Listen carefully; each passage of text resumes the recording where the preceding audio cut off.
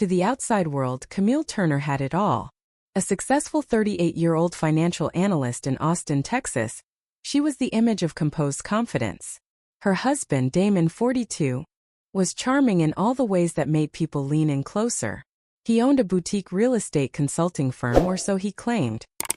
He played the part of a devoted spouse flawlessly at charity events, company mixers, and holiday dinners with Camille's family. Her parents adored him.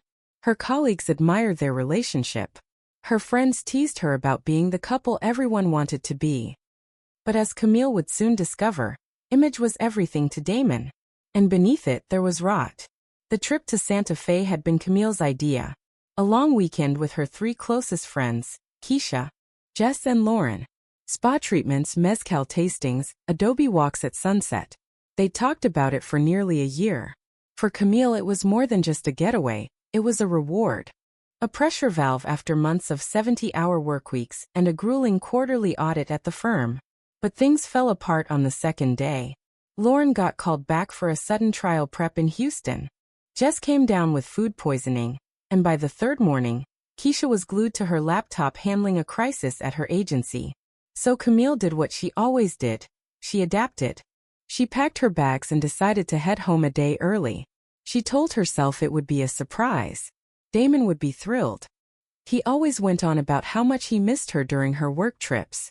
He called her his center, the woman who made everything in his life possible. She even picked up his favorite pistachio croissants from the little cafe near the airport. Bought a bottle of Highland Scotch he had been talking about since Christmas. She drove through Austin's familiar streets smiling to herself, imagining his arms around her, his laugh, the way he always lit up when she came home early. Camille entered through the garage like always, quiet, out of habit, wanting the surprise to be perfect. She was halfway up the stairs when she heard his voice. "I'm telling you, marriage is just leverage. Camille's family's money is the only reason I stuck around this long." She stopped. The box of croissants trembled in her hands. "Give me 2 more years," Damon continued, his voice clearer now. "Once her father brings me into the family trust discussions, we're golden. Brooke, you just need to be patient." Camille's so oblivious she probably thinks I'm planning our next anniversary trip. Camille froze. The voice on the other end was faint, tinny. A woman's laughter floated up through the floorboards like poison. Brooke. The name rang like a foreign sound. There was no Brooke in Damon's office. No Brooke among their friends. No Brooke in the carefully curated photos on his phone. The blood drained from her face. The croissant slipped slightly in the bag. The Scotch bottle knocked against her wrist. She didn't make a sound. Just backed down the stairs slowly, retracing her own steps. Her mind was a battlefield of emotion. Shock, disbelief, rage, but her face remained unreadable. Camille Turner, the woman known for keeping her cool in multimillion-dollar negotiations, said nothing. She walked back out through the garage, drove to the airport, parked, sat in her car for 3 hours in the long-term lot, hands clutching the steering wheel like it was the only thing tethering her to the earth. Tears came in waves. Ugly hot sobs. Her mascara smudged. Her eyes burned. An older man walking his dog paused beside her car and tapped on the glass. "You all right, miss?" She wiped her face, forced a broken smile. "My dog just died," she whispered. It was the first lie she told that day, but not the last. When she returned home the next morning, at the expected time, Camille entered through the front door with practiced ease. Damon greeted her with a grin so wide it should have split him in two. He kissed her, hugged her, told her the house felt empty without her. Camille smiled back like nothing was wrong. She cooked them dinner that night. Let him talk about his big meeting and his plans to finally pitch the trust board with a new property strategy. She nodded. She played the role. She tucked herself into bed beside him that night and let his arms wrap around her like they always had. But something in her gaze had changed. Behind her soft brown eyes, a switch had flipped. Camille knew now she was not in love with a man. She was in bed with a strategy, a scam, and a ticking clock. And she would not be played for a fool. Not again. Not ever. Camille didn't scream. She didn't cry again either. Not once in the 5 days that followed. She smiled when she had to. laughed at Damon's stories over dinner, woke up beside him, kissed his cheek before leaving for work. From the outside, everything about her seemed unchanged, effortless, composed, controlled. But inside, Camille was building something. She was no stranger to strategy. She spent her entire career unraveling financial discrepancies, tracing embezzlement schemes, and auditing asset portfolios with surgical precision. She knew how to follow patterns. She knew how to wait. The morning after she returned, Damon handed her a cappuccino like he always did on Saturdays. She sipped it quietly, eyes on his phone sitting face down on the marble counter. When he turned to grab his gym bag, she noticed something. He always took it with him, even to simple errands. That bag became her first target. Later that night, when he stepped out to take a client call, Camille opened the bag. No lock. No secrets. Or so Damon thought. Tucked beneath a pair of headphones and a wrinkled protein bar wrapper was an old burner phone. Cheap plastic, the kind you bought with cash and didn't register. The password? His birthday. Of course. Inside, a string of messages from one contact. B. I miss you. She doesn't suspect a thing. Just be patient, Brooke. We'll have it all once the trust finalizes. Camille has no clue. Camille took pictures of every message, every timestamp. She placed the phone back exactly where she found it, and calmly resumed folding laundry. She felt nothing. Not pain. Not rage. Just confirmation. That night, while Damon dozed off beside her, she lay awake staring at the ceiling fan, listening to the rhythmic sound of his breath. This man, who once called her his forever, was plotting her financial betrayal with someone named Brooke, someone he clearly loved, or at least saw as his future payoff. Camille knew better than to confront him. Instead, she logged into their joint bank account, a routine check he used to encourage back when he was still pretending to include her. The numbers weren't what they should have been. Over 6 months, Damon had quietly siphoned off nearly $27,000 in small, regular withdrawals. Always under $500, just enough to avoid alerts. Most of the transactions were done through ATMs scattered around Littleton, his hometown where Brooke probably lived. Camille cross-referenced the dates with his calendar. The real estate conferences in Savannah. The overnight site visits. It all lined up. There were no hotel charges. No business meals. No receipts. Just missing money. Missing time. Missing truth. She copied every record. Created a backup drive.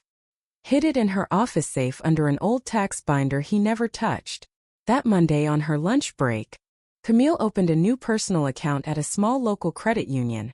One Damon had never stepped foot in. She deposited her work bonuses, slowly began transferring joint funds, always in amounts that wouldn't set off alerts. Bit by bit, quiet as a breeze moving through blinds. She was still the loving wife at home, but every move was calculated. She left small signs. Slipped up accidentally. A search history on her laptop for divorce attorneys in Texas. An envelope of paperwork forgotten on the kitchen counter. Mock invoices from family advisors. Fake enough to spark suspicion, real enough to look credible. She told Damon her father was reevaluating the family trust structure due to market volatility. She watched the color drain from his face. Then came the missed credit card payment. On purpose. "Oh, that's strange," she said sweetly, waving the declined transaction in front of him. "Must be a bank error." Damon didn't say much. But that night, she noticed him watching her. Really watching. As if she were no longer the steady wife, but a variable he couldn't quite control. The more quiet she became, the more he spiraled. One evening, he asked if she'd be interested in a spontaneous weekend getaway to Napa. "To reconnect," he said. "We've both been busy. We need us time." Camille smiled gently. "That sounds nice." She didn't ask questions. Didn't let on she saw right through him. Because she wanted Damon to feel exactly what he had made her feel. Uncertainty masked by illusion. The slow, suffocating dread of a house no longer warm. A relationship on the verge of cracking. Camille wasn't going to leave in the middle of the night or beg for closure. She was going to dismantle him brick by brick, with a steady hand and a silent heart. And when she was done, Damon would never even see it coming. Damon had always believed Camille was too methodical to be dangerous. And that was his first mistake. Camille knew how to make a move look like a coincidence. She didn't storm. She whispered. And now, with the burner phone photos, the bank records, and her new account quietly swelling, she turned to what she knew best: pressure, subtly applied. She started with the routine. For years, Camille was the predictable one. Up at 6:30 a.m., gym at 7, work by 8:30. Dinner by 7 p.m. on the dot. She changed none of it. But she began to insert little wrinkles Damon couldn't smooth. She left a printed flyer from a local women's law group on the counter, tucked beneath a junk mail envelope. A divorce workshop, highlighted in pale yellow. She knew he found it when she saw it crumpled the next morning, tossed beneath the recycling bin. Next, she staged her inbox. She left her email open, by accident. Of course, while she stepped into the shower. One tab read, Property Division and High Net Worth Divorces. Another, Prenuptial Loopholes, What Spouses Should Know. Damon didn't say anything that day. But the following night, he offered to book a couple's massage. "You've been stressed lately," he said, voice too smooth. Camille smiled. "You're sweet." He didn't know she had already cleared her browser history and forwarded every important document to her encrypted drive. The following week, she planted the real seed. While Damon was out, Camille staged a scene. On the edge of her home office desk, she left a half-open folder, just enough to reveal what looked like a bank statement from a separate account.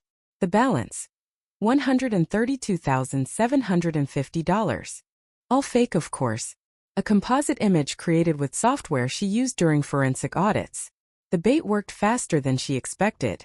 That night, she returned from a dinner with Keisha and found Damon standing in the hallway, pale, trying to look casual. "You've been busy," he said lightly. She arched a brow. "Meaning?" I noticed you've been more private lately. New folders on your laptop. You're locking your office now." She laughed softly. "Just some things I'm working on. You know how tax season gets." He nodded too quickly. The corner of his mouth twitched. Camille walked away without another word. Inside, she felt a shift. Damon was starting to sense something. And that was exactly the point. She began altering her presence.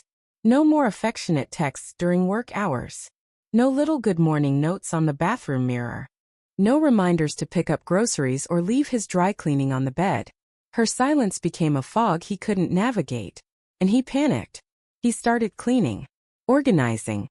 Doing things he hadn't done in years. Replacing the water filter. Cleaning the grout between the tiles. Not out of kindness. Out of control. One day, he drove her to work without asking. Her co-workers teased her about Mr. Romance. And she just smiled with her lips, not her eyes. That Thursday, she pushed further. She faked a lunch meeting with an old client and let Damon overhear the name Tobias, a financial advisor from Atlanta who didn't actually exist, but sounded threatening enough. When she returned, Damon was pacing in the kitchen. "Who's Tobias?" he asked. Camille tilted her head. "Sorry. I saw the email. Tobias Hammond. From Crawford and Hammond. Who is he?" She blinked slowly. "A contact. I'm reviewing some legacy accounts." He stared at her. She sipped her tea. She didn't need to lie too hard. Just enough to let him spiral. And spiral he did. That weekend, Camille woke up to find Damon scrubbing the deck at 7 a.m., shirtless, sweating under the Texas sun. He had never cleaned the deck before. Not once. She didn't acknowledge it. Just made herself a smoothie, turned on jazz, and read a book in the sunroom. By now, Camille wasn't just baiting him. She was watching a man unravel beneath the pressure of his own lies. He had spent so long thinking she was the asset, reliable, quiet, soft, but now he couldn't tell what she knew, what she was planning, or if the walls were closing in. And Camille? She was already halfway out the door. Not with rage, but with receipts. She didn't want an explosion. She wanted Damon to watch, helpless, as his perfect little game imploded in silence. By the end of the second week, Damon was a different man. Gone was the smooth-talking, sharp-dressed charmer who once knew how to fill a room. In his place stood someone twitchy, forgetful, and increasingly frantic. A man haunted by silence and shaken by stillness. Camille didn't say much. She didn't need to. Her restraint was its own strategy. Every morning she left for work earlier than usual. Some days she wore a new lipstick. Other days she returned late without explanation. When Damon asked where she'd been, she smiled faintly and offered vague answers. A client meeting, a dinner with Keisha, or just needed some air. Each time he nodded with forced calm, but his eyes screamed suspicion. He had started to pace. In the evenings, Camille noticed him wandering the house with no real purpose, straightening pillows, reorganizing the spice cabinet, wiping down perfectly clean surfaces. She watched from the hallway once as he stood in front of the wedding photo in the living room for nearly 5 minutes, just staring. She didn't interrupt him. Let him steep in it. One night, she came home to find a new framed picture of the two of them from their honeymoon mysteriously added to her desk. It hadn't been there that morning. Damon stood behind her, hopeful. "I thought maybe we could bring back some good memories," he said, too cheerful. Camille nodded. "Thanks." She didn't touch the frame. Didn't even move it an inch. Later, when she returned from brushing her teeth, the frame was gone. Damon tried to regain control the only way he knew how, performance. He brought home groceries, made reservations at fancy restaurants, suggested they host a wine night with friends, like old times. He even volunteered to help with her father's upcoming charity gala, offering to manage the guest list himself. Camille agreed to everything, and then never followed up. He was spiraling, but she made sure to keep him guessing. She left her phone face down, her planner open to pages full of scribbled, half-true events. She changed her lock screen to a neutral landscape instead of their usual couple photo.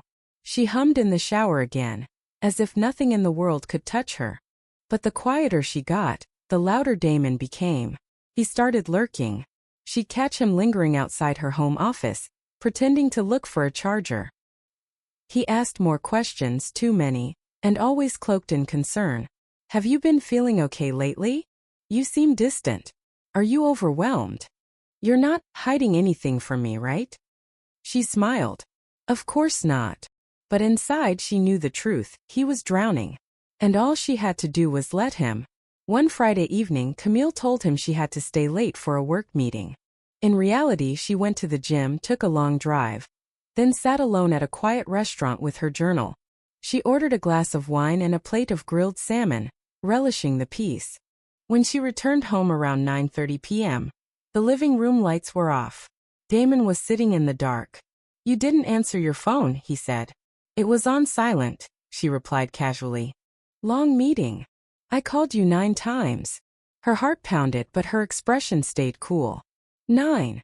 She raised her brows. "That seems excessive." "I was worried," he said, voice a little too sharp. "You've been acting strange. I just needed to know you were okay." Camille sat on the arm of the couch, facing him. "Why wouldn't I be?" He didn't answer. Just stared at her like she was a locked door he couldn't find the key to. The next morning she left a divorce attorney's brochure in the mail tray. Folded neatly, not hidden. Damon found it. Of course. She made sure of it. Later that day he vacuumed the entire house. Without music. Without speaking. Just the loud hum of desperation. And that night, Camille heard him on the phone. Whispering. Not to a client. Not to his mother. Not to her. She only caught one word, Brooke. The name hit like static, faint, sharp, and unmistakable. She didn't confront him. She didn't slam doors or throw accusations. She simply picked up her wine, walked to the balcony, and watched the sky turn orange over the skyline of Austin. Damon was unraveling. And the best part? He didn't know how much she knew. He didn't know when it would end. But Camille did. And she planned to enjoy every second of watching his world come undone. One calculated silence at a time. Saturday came like any other, warm and windless, but Camille had decided this would be the night everything turned. She spent the afternoon with quiet precision, setting the table, ironing the linen napkins Damon's mother gave them as a wedding gift, uncorking the bottle of red he reserved only for special guests. She made his favorite meal. Seared lamb chops with garlic mashed potatoes and roasted rosemary carrots. The scent of lavender hung in the air, subtle and purposeful. He once told her it reminded him of their first vacation together. Damon came home late, shirt wrinkled, cheeks flushed. He gave her a kiss on the cheek and commented on the smell, the wine, the effort. Special occasion? He asked. Camille smiled. Just felt like something worth celebrating. They ate slowly, the clinking of forks against ceramic plates the only sound for long stretches. Damon seemed hesitant, unsure whether he was walking into a trap or a memory. He kept eyeing her like a man trying to read a familiar map that no longer made sense. Halfway through the meal, he reached for his glass and offered a toast. To us, he said. Still standing, right? Camille tilted her head, swirling her wine before lifting her glass. To truth, she said softly. The one thing that doesn't age. Damon blinked but clinked glasses with her. He took a long sip. Camille set her fork down gently. Do you remember what you said on our 3rd anniversary? He smiled, eager to show his charm. Of course. I said you were the best thing that ever happened to me. She nodded slowly. You did. Damon leaned back, his shoulders relaxing. I meant it. Strange, she said, eyes never leaving his. Because just last week in your office I heard something else. His glass froze midair. I heard you tell someone, Mark, was it? That if it weren't for my family's money, you'd have been gone a long time ago. Damon set the glass down a little too hard. A small splash of wine stained the white tablecloth. Camille, listen. That was just venting. You know how guys talk when they're frustrated. It was nothing. Camille didn't blink. Nothing. Everyone says dumb things under pressure. You've been distant. And he trailed off, searching for the right lie. I was scared. Scared, she repeated, the word tasting like ash in her mouth. Is that also why you called me your exit strategy? Or told Brooke? Yes, I know about Brooke. That once the trust is finalized, you won't have to pretend anymore. Damon paled. Camille, he started, reaching across the table. I can explain. She leaned back, her voice cold steel. Don't. But she doesn't mean anything. She was just a distraction. You know how hard it's been trying to prove myself to your father. To everyone. Camille laughed then. A short, sharp sound that silenced him. A distraction? That's what you call the woman you've been sending money to for months? The woman who thinks you're going to build a life with her on top of the wreckage of mine. Damon's face twisted. Part shame, part panic. It wasn't like that. Oh, it was exactly like that. He stood abruptly. Camille, please. Let's just talk. We can fix this. We can go away for a while, figure things out. She rose, graceful and firm. We're not going anywhere. I've already filed. You'll be served on Monday. And before you ask, yes, I have the texts, the bank records, and the burner phone. You handed me everything I needed. Damon's lips parted, but no sound came out. Camille walked to the sideboard and pulled out a folder. She placed it on the table between them. You can read through it tonight or tomorrow. But I suggest you don't stall. My attorney doesn't miss deadlines. He stared at the folder like it was a bomb. You set this up, he whispered. She shrugged. I adapted. Damon sank back into his chair. The weight of it all, his lies, his schemes, his unraveling, finally settled on his shoulders. Camille took one last sip of wine. Then, with quiet certainty, she said, You thought I was your foundation. But I was your ceiling, Damon. And you hit it. She turned and walked upstairs. Dinner ended without dessert. And for the first time in a long time, Camille didn't feel exhausted. She felt clean. Damon didn't leave the table for almost an hour after Camille walked away. She watched from the upstairs window, standing in the dark, wine glass in hand. He sat there, hunched over, staring at the folder like it might rewrite itself. Like if he waited long enough, she'd come back down and laugh and say it was all a test. That she still loved him. That he had another chance. But Camille wasn't in the business of second chances anymore. By Monday morning, the papers were filed. She met her attorney, Andrea Klein, at a quiet boutique law firm nestled in downtown Austin. Andrea was sharp, discreet, and came highly recommended by a colleague who had survived a similar betrayal. She was the kind of woman who didn't ask for backstory. She read the evidence and got to work. I've seen narcissists, opportunists, and outright thieves, Andrea had said during their first meeting, flipping through the neatly documented screenshots, bank transfers, and burner phone logs. But your husband? He's reckless and stupid. That makes our job easier. Camille gave a small, humorless smile. That's the first time I've ever been grateful for his carelessness. Together, they had spent the last month preparing for this moment. Andrea's team had quietly frozen the joint accounts. The apartment deed was transferred to Camille's name through a clause Damon had never read in their original contract. All shared credit cards were closed. The only thing Damon had left untouched was the car Camille had purchased for him last year. A gift. He wouldn't have it for much longer.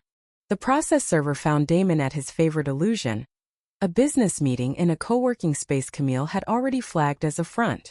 He was sipping espresso, pretending to be deep in conversation about real estate equity, when a young man in a pressed blazer tapped him on the shoulder.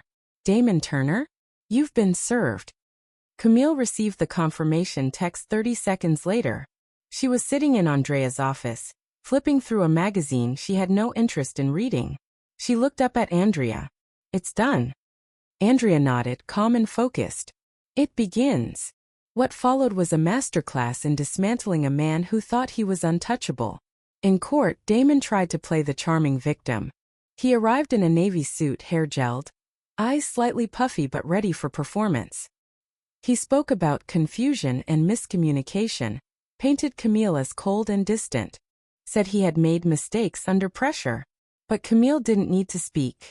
Andrea played the recordings, displayed the messages, walked the judge through the withdrawals, the false investor pitches, the paper trail that led to one Brooke Simmons in Littleton. Damon's face lost its polish by the third hearing. By the fifth, he didn't show up at all. The court moved swiftly. The evidence of fraud, marrying Camille under false pretenses for financial gain, voided most of their prenuptial agreement. The car? Repossessed. The investments? Frozen. Any claim he had to her family trust? Nullified. The final decree was issued just 23 days after the filing. Camille signed the last document in Andrea's office, her signature steady, the silence around her finally free of tension. Andrea closed the folder and looked up.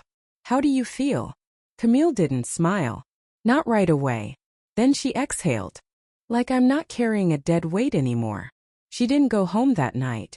She went to dinner with Keisha, ordered her favorite steak medium rare, and drank a glass of red wine with the satisfaction of a woman who had nothing left to prove. No more pretending. No more bracing for impact. Back at the apartment, Damon's things were already boxed and stacked neatly by the front door. She had changed the locks 3 days ago.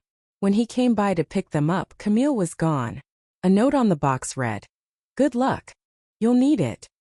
She heard from mutual friends that Damon had moved into a studio apartment in East Austin, an area far removed from the luxury brunches and charity galas he used to attend by her side. Someone mentioned they saw him at a networking event, pitching an exciting real estate startup to a group of uninterested investors. Brooke wasn't with him. Camille wasn't surprised. Eventually, people like Damon always ran out of people to fool. The apartment Camille moved into wasn't big. Just 2 bedrooms, a modest balcony, and a small kitchen that opened into the living room. But the windows overlooked the water, and every morning, light spilled across the hardwood floors like it had been waiting for her. She painted the walls herself. Muted olive in the bedroom. Soft cream in the kitchen. No more cold grays and high-gloss surfaces picked to impress Damon's associates. No more neutral palettes disguised as sophistication. This time the colors were hers. Bright. Warm. Lived in. She bought a new sofa. Not expensive but comfortable, with wide cushions and a throw blanket she'd had since college. She hung prints she loved. Floral ones. Abstract ones. Even the photo of her and Keisha at their first internship, both in wrinkled suits and radiant smiles, made it onto the entryway wall. Damon would have hated all of it. That thought made her grin. The first few weeks were quiet. No late-night texts.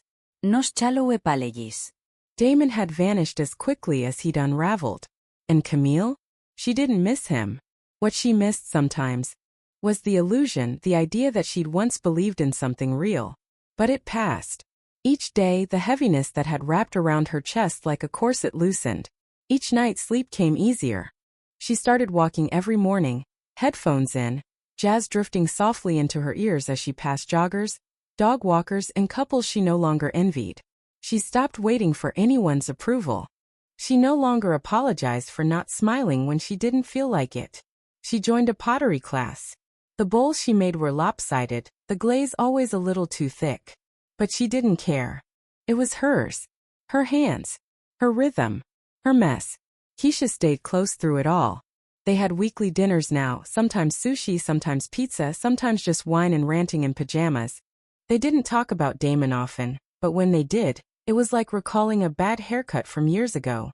Foolish in hindsight, not worth dwelling on.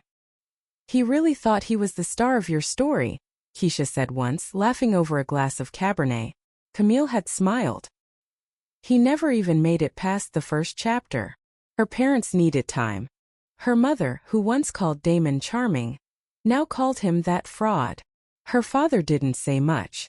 But one Sunday evening, he showed up at Camille's new apartment with her favorite childhood dessert, peach cobbler slightly burned on top, and simply said, "We should have seen it." "I'm sorry." Camille didn't cry.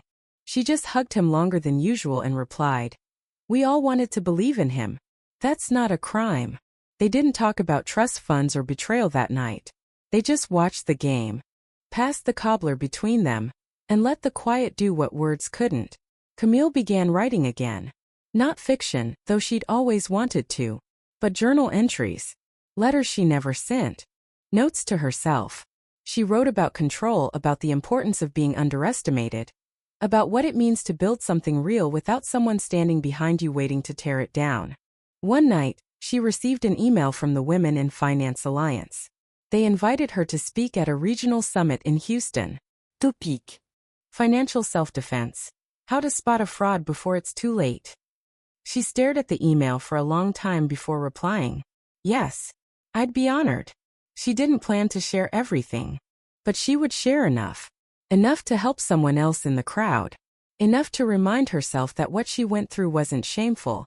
It was proof of how deeply she had loved, and how wisely she had chosen to walk away. The night before the summit, Camille stood on her balcony as the city buzzed below her. Her hands wrapped around a warm mug of tea, wind threading through her hair. Somewhere out there, Damon was probably spinning new stories, casting new illusions, hoping someone else would be too kind, too trusting, too silent. But Camille was no longer silent. And she wasn't afraid. Not of starting over. Not of being alone. Not of who she was without the costume of Mrs. Damon Turner. She was just Camille now. And that was more than enough. The conference room in Houston wasn't especially large, but every seat was filled. Rows of women, young professionals in tailored blazers, mothers in flats and cardigans, a few silver-haired veterans with notebooks poised and pens ready. Camille stood behind the podium, a glass of water beside her. The event pamphlet folded neatly next to her prepared remarks. She didn't look down. She didn't need notes to tell her story. "My name is Camille Turner," she began, her voice calm, firm. "I'm a financial analyst. And until last year I was also someone's investment." A few heads tilted. "I didn't know it then," she continued. "But I had married a man who saw me as a stepping stone. Not a partner. A transaction, not a person." She paused, letting that sink in. "I'm not here to shame myself for not seeing it sooner. I'm here to talk about what I did after I finally did." And she told them. Not every sordid detail, not every receipt, but enough. Enough for the woman in the third row to uncross her arms. Enough for the woman in the back with her hand over her heart to nod slowly. Enough to make them understand that betrayal doesn't define you. How you rise does. By the time she finished, the room was silent. Then the applause came, soft at first, then building, echoing. And Camille smiled. Not because she needed approval, but because she had spoken her truth. And that was enough. That night, back in her hotel room, Camille didn't feel drained. She felt clear. She slipped off her heels, sat by the window with a plate of room service pasta, and watched the city lights pulse outside. She didn't check social media. Didn't check her email. Her mind was quiet in the best way. She was no longer running from her past. She had faced it, spoken it aloud, and left it in that conference room where it belonged. When she returned to Austin, her apartment welcomed her like a long-lost friend. The scent of fresh flowers she'd left in a vase was still faintly alive. Her bookshelf, once stacked with unread finance journals and leadership books, was now filled with poetry, memoirs, and a few dog-eared novels she had rediscovered in a second-hand store. She made tea, lit a candle, played an old Erykah Badu record, and breathed. Not for someone else. Not to fill a space. Just because she could. A week later, Keisha came over with cheap wine and a box of cookies. They sat on the floor eating dessert before dinner, talking about everything from their first terrible internships to Keisha's growing design business. Somewhere between laughs, Keisha glanced at Camille's wall, the one where the wedding photo used to hang. "You ever miss him?" she asked gently. Camille thought for a moment, then shook her head. "Not him. Just the idea of who I thought he was." Keisha nodded slowly. "That makes sense." Camille smiled, swirling the last of her wine. "But the woman I became because of him? I wouldn't undo that for anything." She ran into Damon once, 3 months after the divorce. She was at a bookstore downtown, browsing a table of staff pics when she heard the unmistakable rhythm of his voice behind her, talking to someone, probably selling some inflated version of his latest scheme. She didn't turn around, didn't flinch, didn't feel anything but mild disinterest. When he passed by her aisle, their eyes met briefly.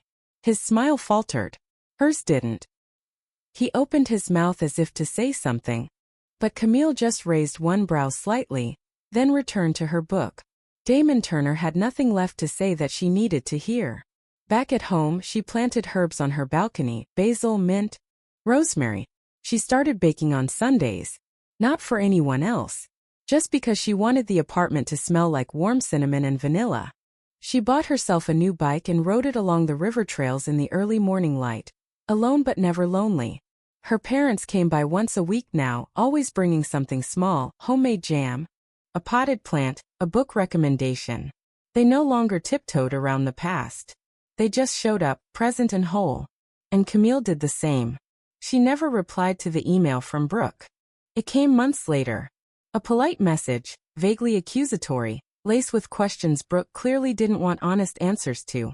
Camille archived it without opening. She owed no one closure but herself. The biggest change wasn't what Camille did. It was what she no longer tolerated. She didn't apologize when she said no. She didn't explain her boundaries. She didn't offer space to people who only came to take. One Friday, a junior analyst from her firm asked her how she got so strong. Camille smiled. "I didn't get strong," she said. "I just stopped shrinking." That evening, she stood on her balcony, watching the sky turn deep lavender over the city. A cool breeze brushed against her skin. Her plants rustled gently. And from inside, soft music floated through the open window. She raised her glass of wine in a quiet toast, to no one in particular. Not to Damon. Not to Brooke. Not even to the girl she used to be. But to the woman she had chosen to become. No longer someone's shadow. Finally fully herself. Camille's journey isn't just a story of betrayal. It's a mirror reflecting modern relationships where charm can mask manipulation, and financial dependence can be mistaken for love. In today's world, emotional intelligence and financial literacy are not luxuries, they're survival tools. From Camille, we learn the importance of quiet preparation over emotional reaction. She didn't explode. She documented. She protected her assets. Her silence wasn't weakness, it was strategy. Practical takeaway? Start with awareness. Regularly review joint accounts, understand your legal rights, and store financial documents securely. If something feels off, trust your instincts and gather facts before confrontation. Emotionally, Camille's biggest strength was reclaiming her identity. Post-breakup, she didn't chase revenge. She rebuilt. Take this as your reminder. Your peace is a priority, not a luxury. Cultivate hobbies. Reconnect with friends. Make your space reflect you, not a shared past. Finally, speak up. Whether it's at a conference or across the dinner table, your story holds power. Just like Camille, you can transform pain into purpose and become the author of a life that's finally, truly your own.